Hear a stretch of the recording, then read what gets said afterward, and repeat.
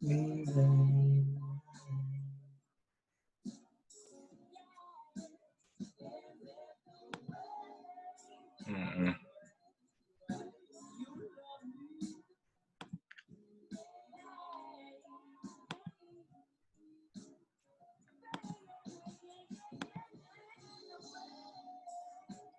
Jesus Christ, what's happening?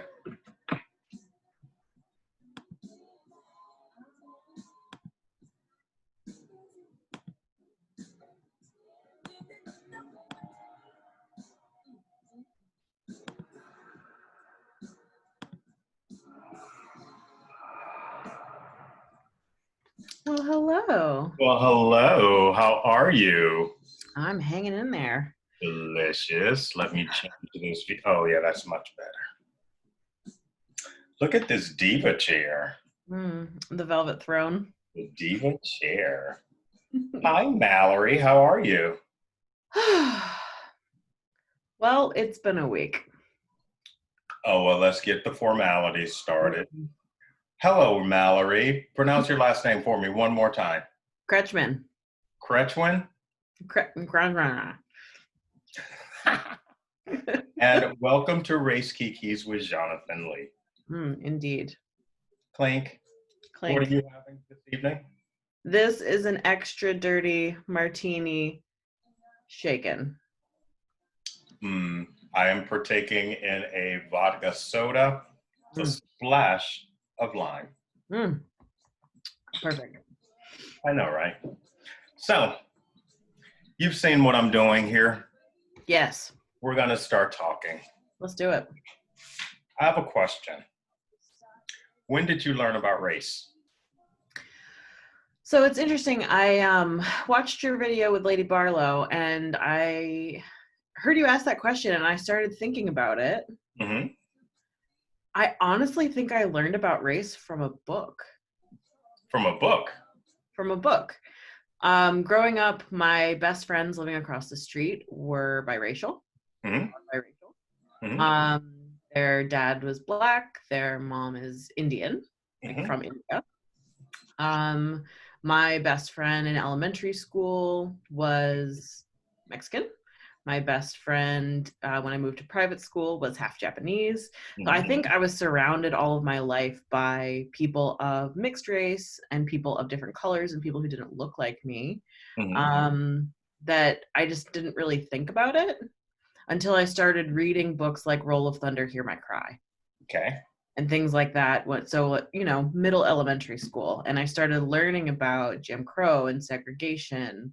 I remember there was a really scary incident in maybe about an hour away from where we lived, but when I was between the ages of like 10 and 14, in a town that my mom once told me there are no Black people who live there. And I was like, that's weird. Why? And she was like, they're not allowed to live there. I didn't know what that meant, or like what that really meant, what that was about. And then there was this very scary public incident of a man being dragged behind a truck. Really? Where was this? Vidor, Texas. Vidor, Texas. And that had a really big impact on me. Like it was scary to me, like that was something that people did to one another, because it was not that far from where I lived and I just didn't understand it. And so I was reading all of these books about like that time, and I realized that like that's what it meant. Like that's what race is. Like that's why these people were acting this way. And it just like it kind of rocked my little oblivious white privilege world. Okay. How did that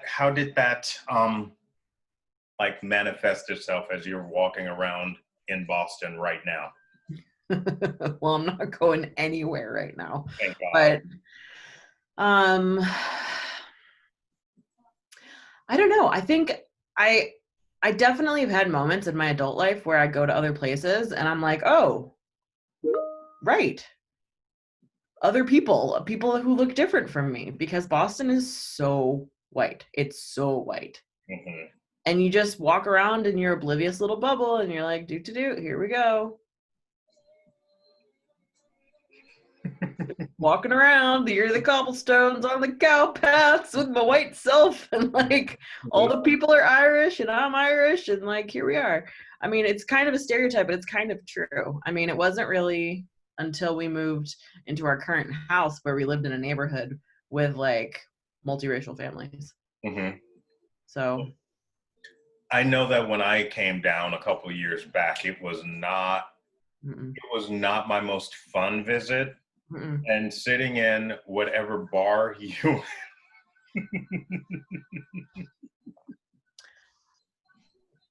I will forever apologize for that, Ness. Oh my.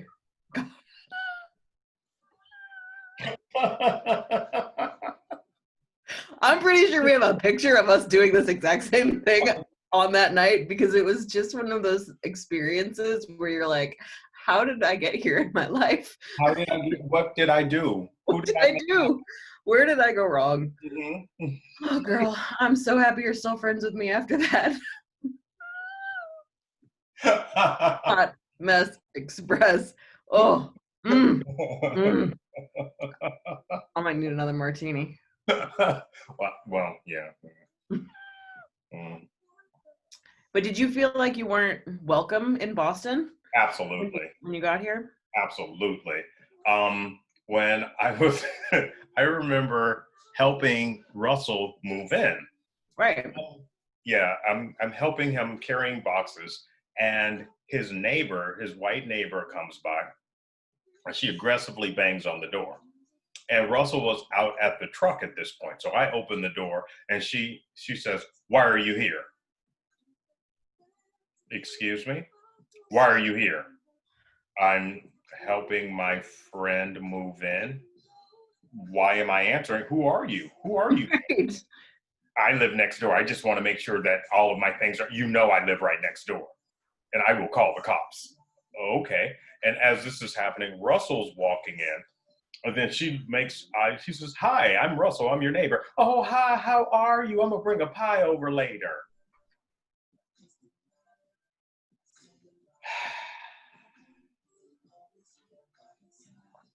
But that's okay. It's not okay. It It's must be okay. so exhausting to just like exist in the world. It's what I expect, and that's not something that it happens so frequently that you're like, okay, you're just walking around while black. That's just what happens. Yeah. And you're met with this aggression because you've been taught, or you as a white person have been indoctrinated into this belief that we're also dangerous. Or just, I don't know why I'm feeling threatened, but I'm feeling threatened. Yeah. Why ever could that be? Right. Like, I mean, so what are you threatened about? right. There's absolutely nothing about you that I'm interested in. And I would even wager to believe that you're thinking really highly of yourself if you think that your anything is so delightful that somebody wants it. That makes sense. And I don't mean that to diminish anyone's attractiveness. I'm just thinking you're thinking so highly of yourself that somebody wants to climb on top of you or do you some harm when they're just trying to live their life just like you. And having literally never interacted with you in any way whatsoever. At Like, all. just, but it just, I don't understand that, but like, I don't understand how those people go around in the world. I do understand it, but I don't understand it. You know what I mean? We know perfectly why. Well, yes, it benefits them for that to be like the way that things are. I totally get it, but it's just so gross. I don't know that they think that it benefits them. It's just the way that it is. It's just the way that we as a society have decided that that's how we treat one another. Because we have been indoctrinated into this. I'm going to talk about my concept of othering, because my theory is when we learn about race, we learn about it in connection to keeping our safety.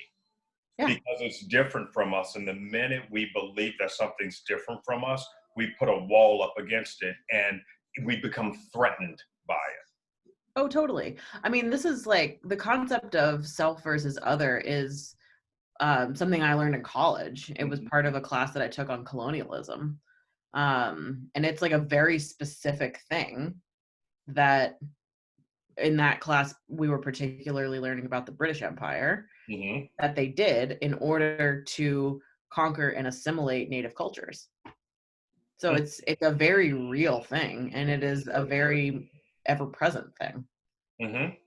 And since the narrative in this country is the patriarchal white male society, Right. so dismantling that in any regard, or threatening that in any regard, or challenging that in any regard is outside the normal. So then Right. you're othered. And so Right. you are coming after me, you're attacking me. Right. Right. I mean, it's completely not the same thing, but you see it sometimes when men are threatened by women, particularly in the workplace, because also being non-standard, you're threatening. You're pushy. You're too much. You don't fit into the concept of whatever they think you should be, because they're the ones who get to decide what the others do, behave, are. And it's weird how consistent it is, like between places, like how our culture has really, like how deeply rooted it is in our culture, because you can go to different places and some things are worse and some things are better, but it's shocking in its consistency to me. It's magical. I can't even believe that okay, we all swallowed the same pill. Yeah.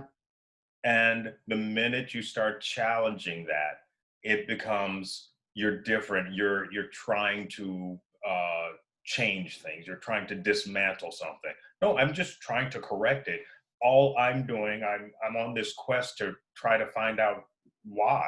None of this makes any sense. If you boil it all down to its basic things, it sounds stupid.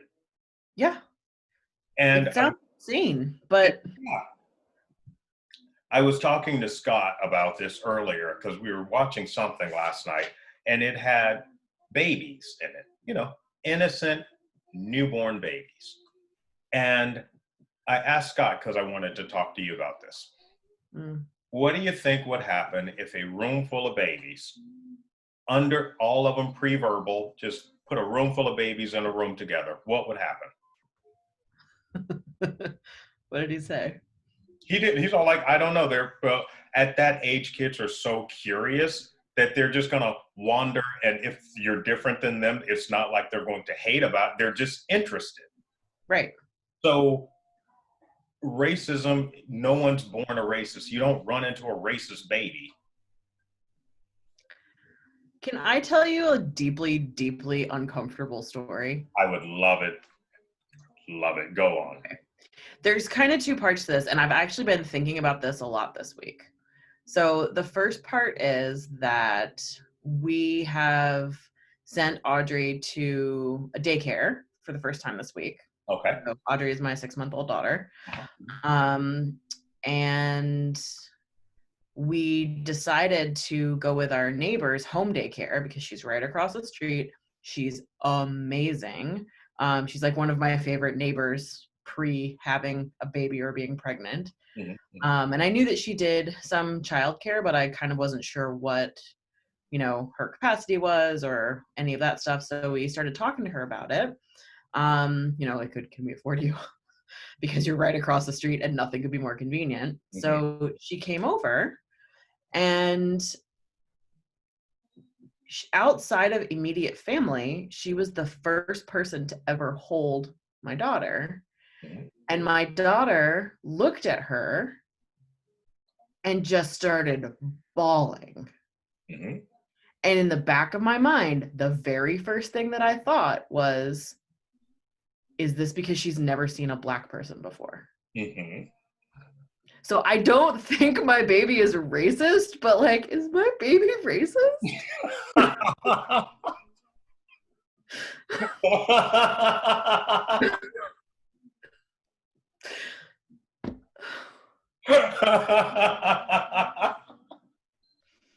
I'm pretty sure it's because she's like never been out of our house really because of COVID. um, But Jay, I don't think your baby's racist. I don't think she is either because they love each other now after like 5 minutes, 2 days. It's been 2 days. But like the first thing I thought was, oh my God, I'm so what happened? I have been reading you books.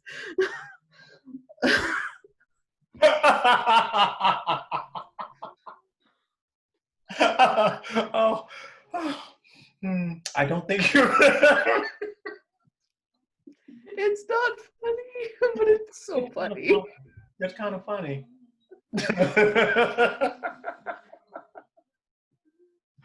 I don't think you're the first mother to have ever had that happen, but you're the first one to ever have told me that story. I just was like, this just must be my anxiety is like off the charts. Mm-hmm. But Mm-hmm. it's the first non-family person who's ever like held her, Mm-hmm. So I'm pretty sure it was just stranger danger, but at the same time, that was definitely like, oh no. Stranger danger. It's okay. It's okay. Have another sip. You're fine.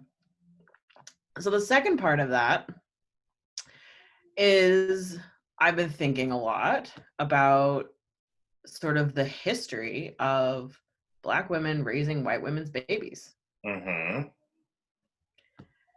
And like,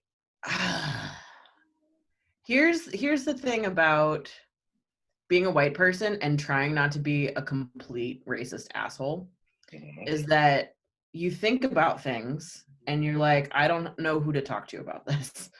I don't know if I'm supposed to talk about this. I don't know if I can talk about this. I don't know if asking questions is rude. It probably is rude. I don't know if asking questions is hurtful. It probably is hurtful. I don't know if I'm doing the right thing or the wrong thing. I'm just trying to do my best, but I'm definitely going to make mistakes. But I've been thinking a lot about Black women raising white women's babies and how we are following that pattern, even though it's literally just that my neighbor, who I super trust, who has tons of experience, who is home, who doesn't have any other kids in her house right now, which means that my kid is not going to expose to multiple families. She's right there and she can do the flexible scheduling we need. My neighbor is Black. But we're falling into the paradigm. Mm-hmm. Mm-hmm. There's no way to get around that, even though it wasn't like an intentional choice. It's still falling into that sphere, that history. Mm-hmm. And I don't know, I've just been thinking about it. That's a very interesting thing that's a really interesting and powerful thought to have, to be honest with you.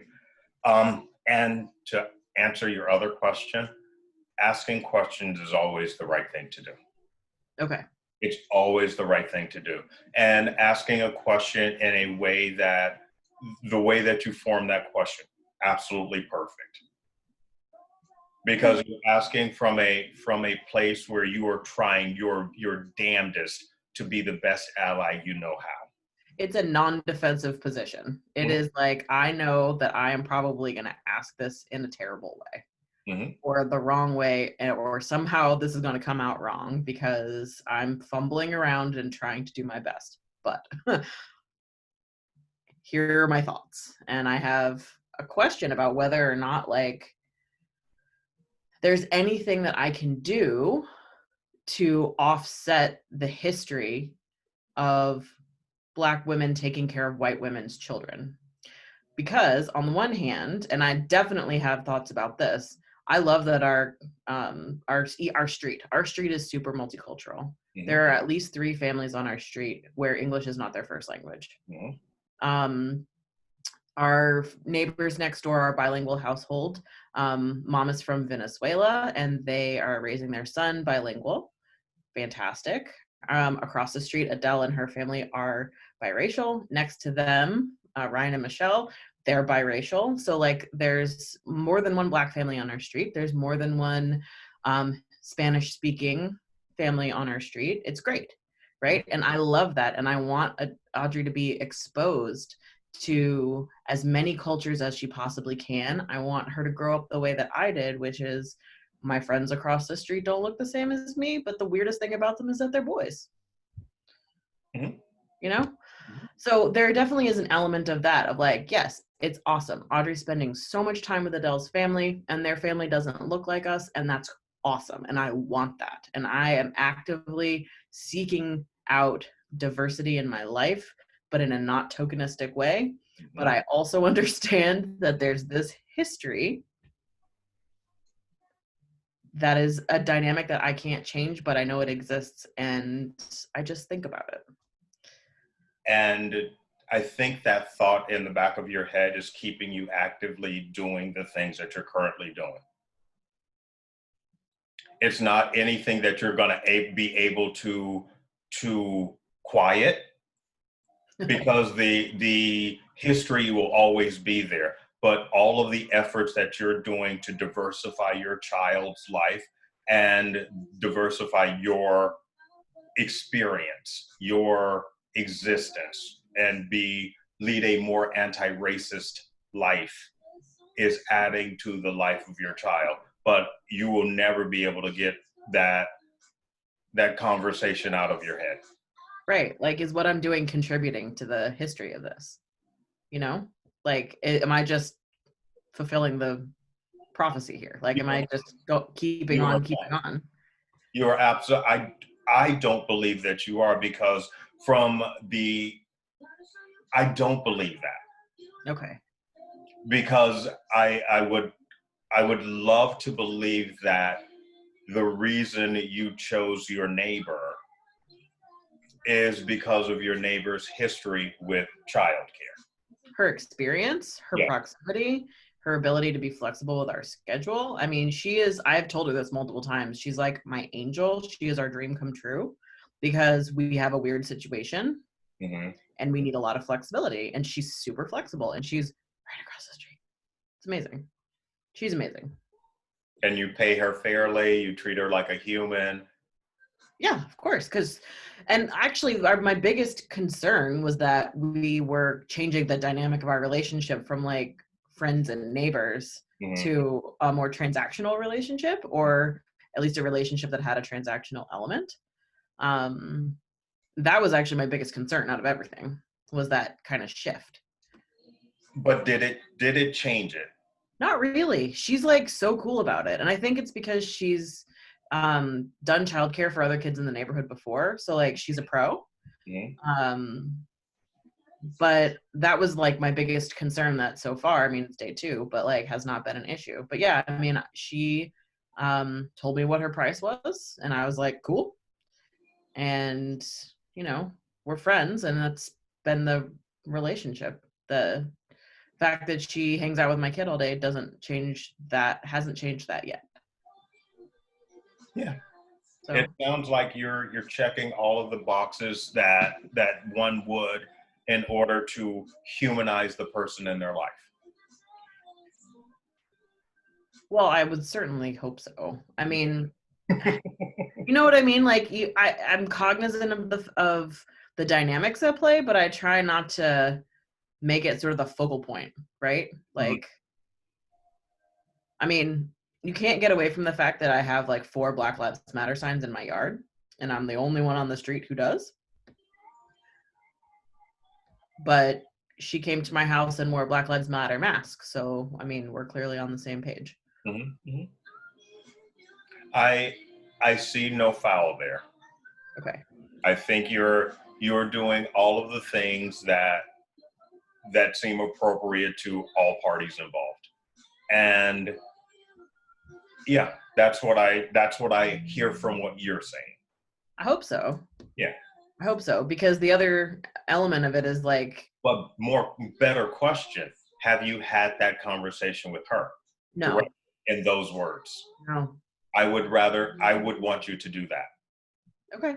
I would want you to do that, and to understand her exactly what it is that she is thinking and what it is that she wants from your dynamic with now a child care being involved. That's what I would suggest for you.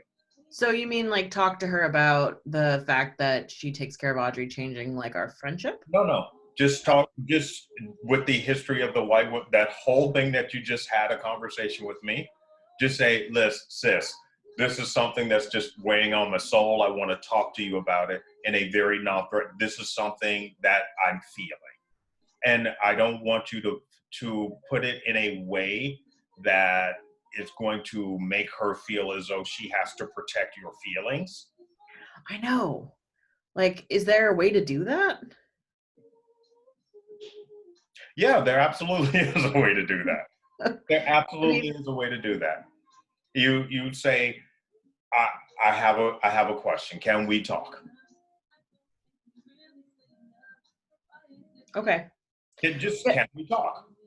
Because I think that my approach to that would be something along the lines of like, I just wanted to talk to you because I have a question about, I don't know, like, are you thinking about this too? Is it just me? Am I in my head? Like, I don't know. I feel like this is sort of the white ally, like high anxiety, trying too hard. And I just don't want to make it weird. Let me ask you this. Do you value her friendship first and foremost?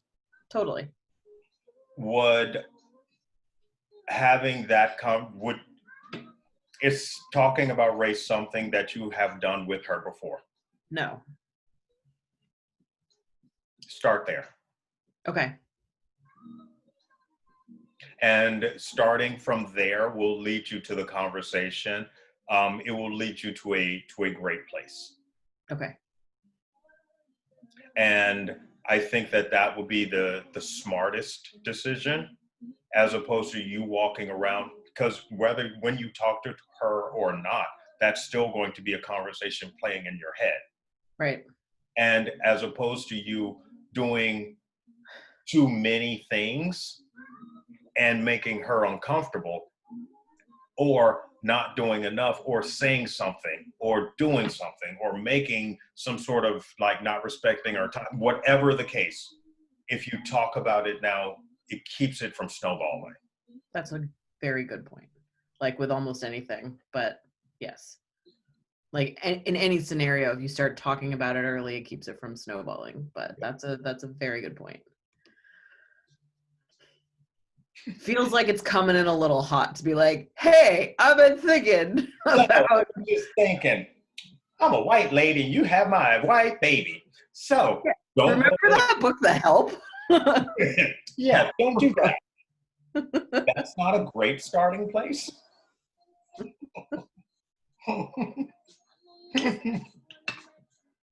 Have you had her over for a meal? Oh no, it's COVID times. COVID, I know. So we moved here. We lived here for about a year. Like we were trying to get our shit together with our house. Mm-hmm. And then by the time we were like, okay, our house is fit for other people to see it, COVID.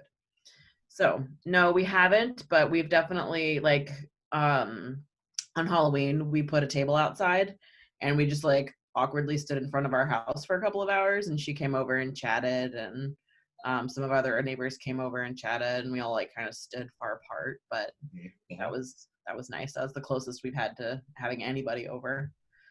So yeah. Start with a conversation. I really would like you guys to just talk. And that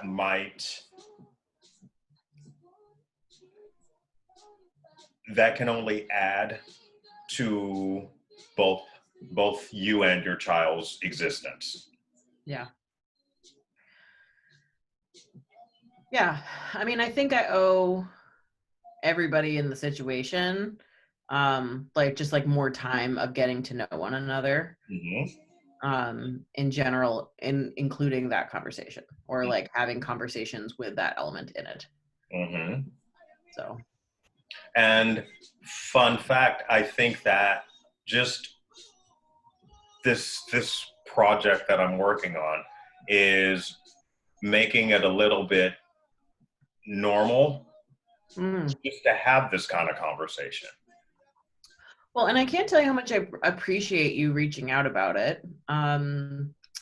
Mostly because it would be super weird, I think, if I reached out to you and was like, hey, do you want to have a conversation about race? Right? Because, I mean, obviously you are not my only Black friend, but it's a bit like, let me go talk to my Black friend about race. Exactly. Yeah, we love that. Yeah, that's the best.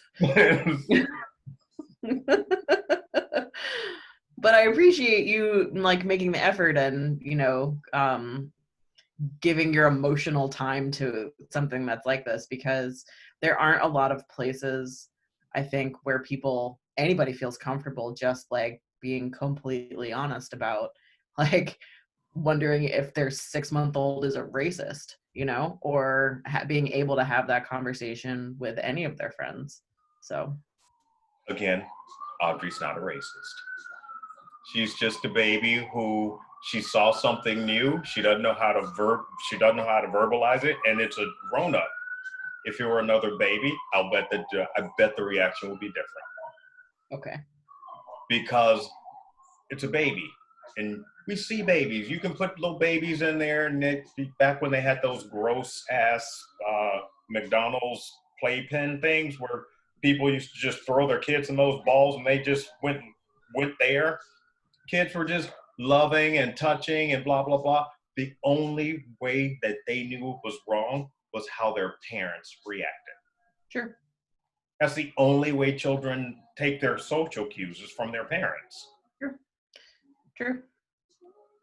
So if I don't know why I'm fascinated with that, but you think about it from the concept of a baby. Yeah. And you look at them, they come into this world, they come pure. The people in their life, change them they give them their beliefs. Right. And it's very active. Like, I mean, a lot of it is you're not consciously doing it, but a lot of it is you're consciously doing it. Mm-hmm. Mm-hmm.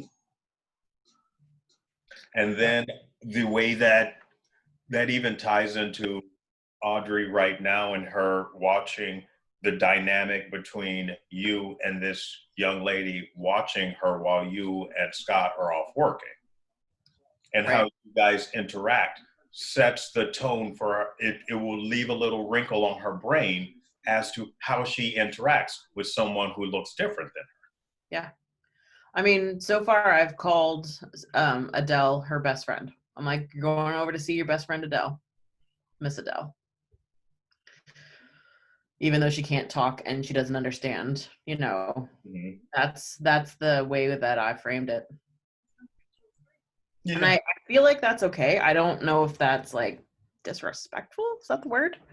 Like, is that the right vibe I'm going for? Is it not respectful enough of Adele as like an adult to call her Audrey's best friend? Like, Audrey, you're gonna go see your best friend. Like, does she need to have a more respectful? What's the word? That is a conversation you have with Adele. That's fair. That is a conversation that you and Adele get to set the tone of how that dynamic between she and Audrey will be. And since she is caring for your child, you've entrusted her, and everyone in the neighborhood has solicited her services. It sounds like she's a pro, so let her take the lead. But I in my heart, I need you guys to just have a conversation. Okay.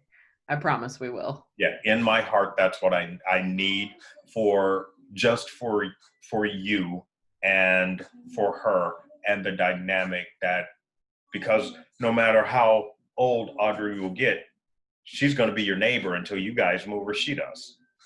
Right. Which they've lived here for a long time. So. Mm-hmm. And we intend to live here for a long time. Time. Mm-hmm. Well, Scott and I can't wait to come down and visit when things get less terrifying. Oh, we will have your room ready. We will prepare the suite. We like that. We'll like Audrey about 1 or so. Okay, so next summer. Yeah, it'll be lovely. We're going on a rainbow tour, apparently. Oh, okay. Yeah. So by that, do you mean you're going to all the gayest places you can find? No, we're going to go on the tour across the country to see all of the things that Scott hasn't seen in a while. We're going to Oh, go to Boston, then we're going to go to DC, then we're going to swing down to North Carolina to see his family, then we're going to go to Atlanta, then we're going to skip, well, we'll probably have to go to Florida to see his sister, but it'll be a drive-by. Not that we don't love his sister, she's amazing, but it's Florida and yeah. gross. And then we're going to go to Mississippi to see my family. Then we're going to go to Texas. Then we're going to go to California because he's never been to the West Coast. Oh Then we're my. going to go to Oregon, Washington State, swing into Michigan to see my family, and come back to New York. Wow. All the way around. Yeah, we're going to take a rainbow tour. I love it. Yeah, he's going to be painting, and I'm going to be having conversations about race across the nation. Well, I can't wait. I can't wait. Funny enough, we didn't talk about any of the topics we were supposed to talk about tonight. That's amazing. I know. Well, before we wrap up, I do want to show you one picture, and I don't know if this will come through on.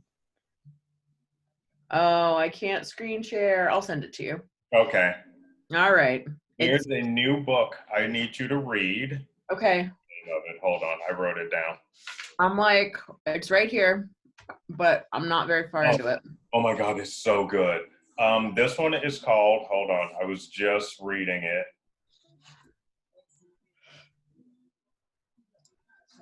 Somebody's in a fight with me on Facebook because I called him a racist because he was doing racist things. So you want to talk about race? So you want to talk about race? Yes. I also need to borrow the white privilege book from my sister. Okay. I promised you I would read that, but this one first. Yeah, I'm barely into the first chapter of So You Want to Talk About Race, and I have so many bullet points. It's amazing. What is one bullet point that you've taken from it that you want to have like a convo about? Not necessarily with me, but. Okay. Racism is a lie to justify a crime. Yep. Yep. Yep. Yeah. That we constructed this because slavery. Because of slavery. Yeah. And slavery is the backbone of the American economy. 100%. It's the backbone of the American economy. Yeah. And the minute we start talking about racism with white people, you guys get super, super uncomfortable because I didn't own any slaves. I'll bet if I go a couple of generations back, I can tell you that you benefited. Now, standing here, you benefited. Yeah. My life has never been harder because I'm white. No. I'm not saying that you haven't had difficulty in your life, but it's not because I'm white. Not because you're white, especially not a white woman. Girl. No. Girl. I know that equal rights. I know it. I'm a huge fan of ladies. I'm surrounded by ladies, but I can honestly say there's no person more disrespected on this planet than a black woman. 100%. Well, maybe a Native woman. I would definitely put that into the conversation because I think that there's certainly a perspective there. Mm-hmm. But 1,000% as a white woman, my whiteness has never been a thing that has held me back. No. And your woman it has held you back, but affirmative action took care of that. I'm not saying, no, let me rephrase, because I'm not discounting any of your power. I know who you are. But what I'm saying is affirmative action benefited more frequently white women than anyone else. Yes, 1,000%. That's what I meant by that statement. Yeah, no. I totally totally agree with that. I also think that the struggles that women have, white women have, are, can I call them Edgar Allan Poe struggles? Yes, you can. Yes, you absolutely can. You know what I mean? Oh no. I have the vapors. I They're have, not like, it is not true that there is no conflict or that there's no hardship in being a woman, but being a white woman is nowhere near as hard as being a woman of color. no, it is absolutely not. And it doesn't discount that the hardship exists, but it's a matter of scale. And I think that white women have to acknowledge that, Mhm. because to pretend like the things that affect me as a woman, the prejudices that affect me as a woman are of equal scale to those of women of color is literally nutso. Like, it's banana land. It is completely different. And it's very Edgar Allan Poe. It's very, oh, in Oh, comparison. oh no. Oh Yeah. no. Girl, calm down.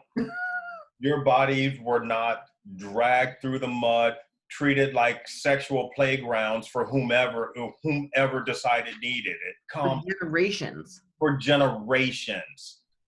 And then black girls still don't have a chance to get a childhood because they're sexualized so much more earlier than white girls. Yep. White girls can be princesses until they're 18, 22 Or sometimes. longer. You're Yeah. like, bro, calm down. Take those bows out of your hair. You're 32. Calm down.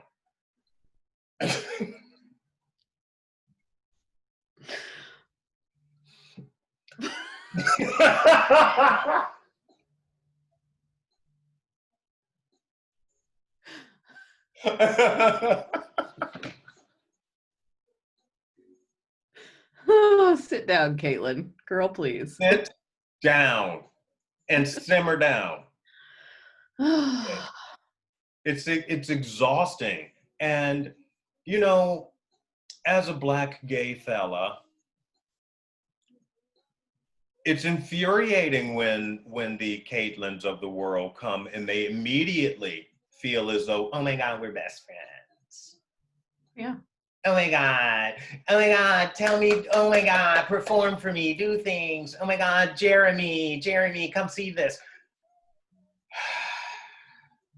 We're the same. Oh my God. You're like so fun. You're my best black gay friend. You're my gay best friend. Oh my God. You're my gay best friend. And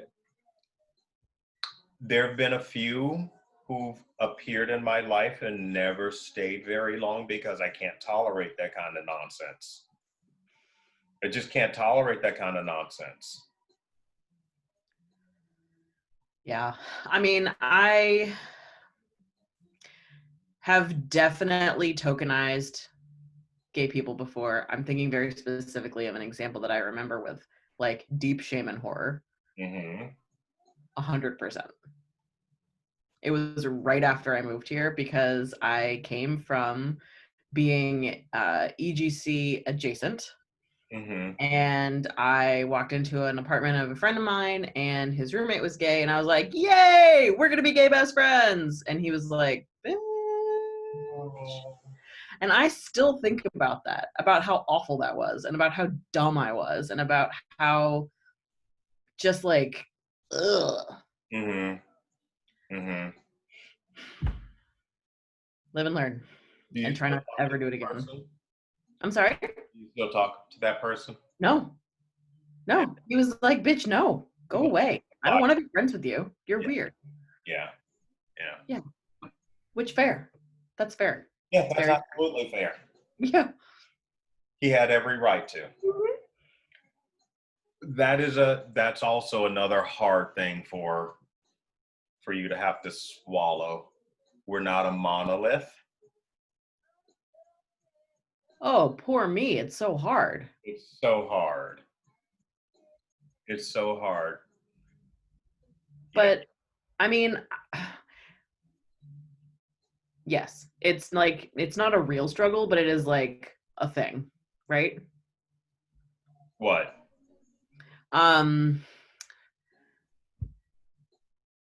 like trying too hard and trying like It's I'm trying to figure out how to phrase this, because when you're trying to be colorblind, or you're trying to like, you're just trying too hard to pretend like it's everything's fine, we're fine, we're best friends, yay, everything's fine. Like, I don't necessarily think that I've ever gone into that situation thinking that people are monoliths, whether it's gay people or Black people or any people, but you definitely have that like, I am trying too hard peppiness. and that's worse. Yeah. That's worse. That's like when I walk into a room full of white guys and they're, "What's up, brother?" Ugh. Yeah. It's you're trying too hard. I know. And I'm so guilty of being like, oh my God, hi. Yeah, just hey, Don't nope, just be a just hey. normal person. I Yeah, know. just be a normal person. Yeah. They'll be a normal person. Everybody be a normal person. Then you'll start talking. You'll either really get along or you really won't, or you might. Oh, Steve. Oh yeah, he's great. Or so I think living with Scott has gotten me into this other concept that I'm trying to push for my 2021, and it's the concept of yes Okay. and that's from acting. Okay. But I'm using it for how my brain is going to work for the rest of my life when it comes to racism. Okay. And the concept is, yes, I acknowledge that we are different humans, and I'm interested. Let's Right. dive deep. Explore it. Yes, let's explore. Yes, I acknowledge it, and let's talk some more. It sounds so much better than you're different and a wall. Right. Or you're different, I don't know how to act. I don't know how to act. Yes, I acknowledge that you are absolutely different than me. I am curious. I've always been a curious person, so why not be curious Right. in the most respectful way?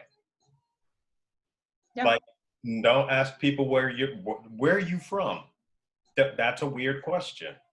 Which is why I was like, we have a lot of Spanish speaking families, because I have never been like, so where are you from? Mm-hmm. Because I'm not, well, not racist. The most wonderful thing that I've learned about people is they love to talk about themselves. Mm, If you ask enough questions, people will tell you everything you want to know, including where they're from. true. True. I'm actually thinking we subscribe to Rosetta Stone, like all of the languages, Mhm. specifically because I want to try to learn a little bit of Spanish so that I can talk to one of my neighbors, because they moved in this year and they don't speak any English Okay. at all. Like, I can hack it a little bit with my, like, I grew up in Texas. I can I can say like a couple of things, but once we get past pleasantries, it's Like, okay. Yeah. yeah. So effort, but not like trying too hard. Mm. That's the fine line of allyship, I think, where people need to be willing to put in the work and put in the effort, but not like trying so hard that it makes it weird. Yeah. Just yes and. Yes, and Yes, I have neighbors next to me and I would like to communicate with them. And I get to learn Spanish. right. Or at least something beyond, ¿cómo estás? Yes. And then it will broaden your horizon. It broadens the people around and it makes you a more full person. I hope so. Yeah. I hope so. None of this, I don't feel like any of this could close you off at all. The more you learn, the more you invite people and cultures and conversations into your life, it only has the benefit of rounding you out. Yeah. Yeah, I agree. The trick is to seek it out in a way that comes from a place of just wanting to expand your friend groups and your horizons and not tokenism, Yeah, right? you're curious. Right. And I think the joy of you having a 6-month-old in your life allows you to be as curious as she is. Totally, because everybody wants to come up and talk to you when you have a cute baby. Mm-hmm. And then whatever you want her to learn, you get to learn. That's true. Whatever experiences you want to broaden her horizons, you get to broaden your horizons. And then you get to go as deep of a dive as you would like. Yeah. And then you come out of this learning 16 languages and being able to show your child what the world looks like, as opposed to what her street looks like. Yes. What her family looks like. Yes. Yes. Or at least that's what I say. Yes. I mean, I think, I got lucky in that Scott grew up kind of traveling the world because his dad was also an airline pilot, right? Mm-hmm. So he's used to that, and he's very pro let's go learn about everybody's different cultures and not so America centric. Mm-hmm. So we're both on the same page about that. And I think that, I am lucky that he had that experience growing up and that he wants that experience for her too. So everybody's on the same page. That's amazing. Well, Mallory, thank you very, very much for our beautiful conversation. Likewise. I am going to be very excited to post these, and I hope that it helps whomever. Yeah, and I hope that we can do it again sometime. I Absolutely. definitely have been kind of thinking about things, and I have questions for you too. But your time is precious, so you let me know. Absolutely. I would love to have a conversation after you talk with Adele. I certainly will follow up with you about that, and I'm going to send you the cutest picture you've ever seen in your life. Oh, by the way, how's Scott? He's doing much better. He's doing much better. He's Good. still got pretty bad fatigue and cough, but no fever, body aches, all that stuff is done. He's not contagious anymore. He actually tested negative already. So onwards and upwards, but better. It was crazy for a while, but better. Very happy to hear that. Yes. All right, we'll give him a hug for me this evening. And I will. And all my love to other Scott the second, Prince Scott. All right, love. Take care. Right. Bye. Bye.